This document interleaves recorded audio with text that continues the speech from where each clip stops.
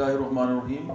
हज़ारा.com.pk के health corner में मैं हूं डॉक्टर अहमद एजाज, और इस सिलसिले के पहले प्रोग्राम में आज हम आपको गुर्दों के बीमारियों के हवाले से गाइड करेंगे। पाकिस्तान में गुर्दों के अमराज जिस तेज़ी से बढ़ रहे हैं, ये हम सब के लिए लम्हा फ़िक्रिया है। एक मुताद अंदाजे के मुताबिक पाकिस्तान में 20% से ज़्यादा लोग जो हैं वो गुर्दों के अमराज में मुब्तला हैं। गुर्दों की जो बीमारियां हैं उनकी बहुत ज़्यादा होने की वजह साफ़ पानी की कमी, गर्म और खुश्क मौसम का होना, और ऐसी बहुत सारी अद्वियात हैं जो बग़ैर डॉक्टर के नुस्खे के लोग जाकर स्टोर से अपनी मदद आप की ताद लेते हैं और वो उसको बेताशा इस्तेमाल करते जाते हैं, और आखिरकार उनको पता चलता है कि उनको ड्रग इंड्यूस जो है उनको किडनी फेलियर हो गया है। देखोगे भाई, अच्छा,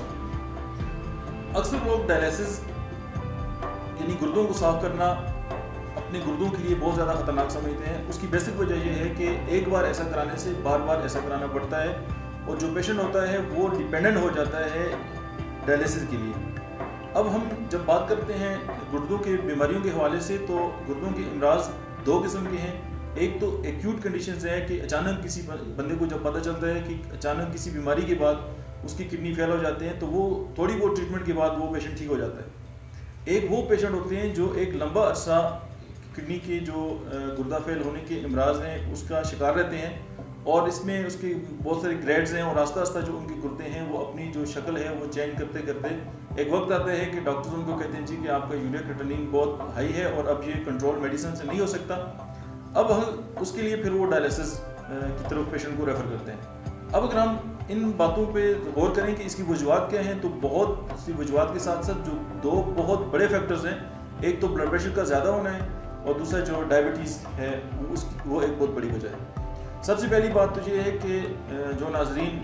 इस वक्त मेरी बात सुन रहे हैं, उनसे मैं ये गुजारिश करूँगा कि जो वो लोग जो डायबिटिक पेशेंट हैं वो अपनी जो शुगर है उसको कंट्रोल में रखें। दूसरी बात ये कि जो ब्लड प्रेशर का मर्ज़ है इसको खामोश कातिल भी हम कहते हैं, इसलिए कि इंसान को पता भी नहीं चलता और आहिस्ता आहिस्ता वो उसके जितने भी आर्गन्स हैं उनको डैमेज करना शुरू कर देते हैं। 95% पेशेंट हाइपरटेंशन के ऐसे होते हैं, हाइपरटेंशन से मुराद ब्लड प्रेशर का ज़्यादा होना है, जिनकी जो रीज़न है वो आज तक मेडिकल साइंस जो है उसको उस पर समझ नहीं सकी। तो उन लोगों को ये चाहिए कि एक तो ये कि अपना जो ब्लड प्रेशर है वो चेक कराते रहें, दवा को बाकायदगी के साथ इस्तेमाल करें, अपनी शुगर को कंट्रोल करें, पानी जो है एक ख़ास मिकदार में पिएँ, और हर बंदे की जो अपनी बॉडी की रिक्वायरमेंट है उसके मुताबिक पिएँ। समटाइम ये होता है कि हम ये कहते हैं जी कि अगर हम ज़्यादा पानी पिएंगे तो हमें बहुत ज़्यादा पेशाब आएगा, हमें बार बार यूरिन पास करने के लिए वॉशरूम जाना पड़ेगा। तो ये कोई इशू नहीं है, क्योंकि जान से ज़्यादा कीमती कुछ भी नहीं होता। अगर हम ज़्यादा पानी पिएंगे, प्रॉपर इंटेक हमारी अच्छी होगी, हम डॉक्टर के मशवरे के मुताबिक अद्वियात को इस्तेमाल करेंगे, तो मैं ये नहीं समझता कि हम इस बीमारी के साथ फाइट न कर सकें। जहाँ तक इसकी डायलिसिस के हवाले से जब बात है, तो डायलिसिस का मशवरा जो है, अगर एक बार पेशेंट डायलिसिस पे चला जाए तो फिर बार बार उसको डायलिसिस करवाना पड़ता है। इस हवाले से मैं ये समझता हूँ कि यूरिया और क्रिएटिनिन का जो बढ़ जाना है, अभी इस तरह बहुत सारी मेडिसिन हैं, और मैंने ये देखा है कि होम्योपैथिक तरीका इलाज में भी ऐसी बहुत सारी मेडिसिन हैं जिनसे यूरिया और क्रिएटिनिन बहुत जल्दी कंट्रोल में आ जाते हैं और बहुत कम हो जाते हैं। अब उसका बेनिफिट क्या होता है कि अगर पेशेंट डायलिसिस पे है तो उसकी डायलिसिस में वक्फा बढ़ना शुरू हो जाता है। अगर वो डायलिसिस पे नहीं है और डॉक्टर उसको मशवरा देते हैं कि जी आप डायलिसिस कराएं,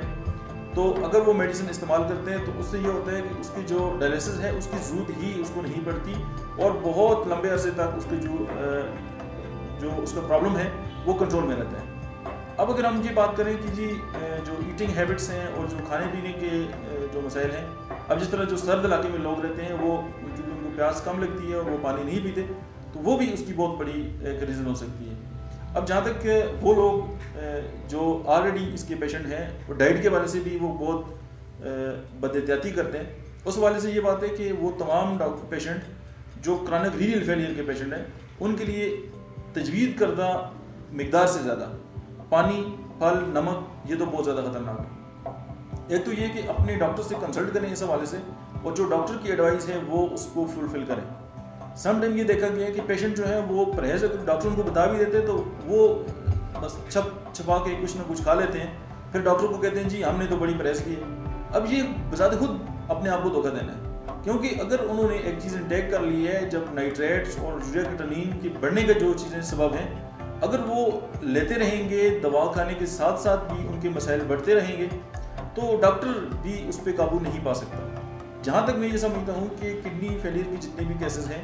ان پہ ہومیوپیتھک میڈیسن کے ساتھ بہت زبردست قسم کی ٹریٹمنٹ ہو سکتی ہے اور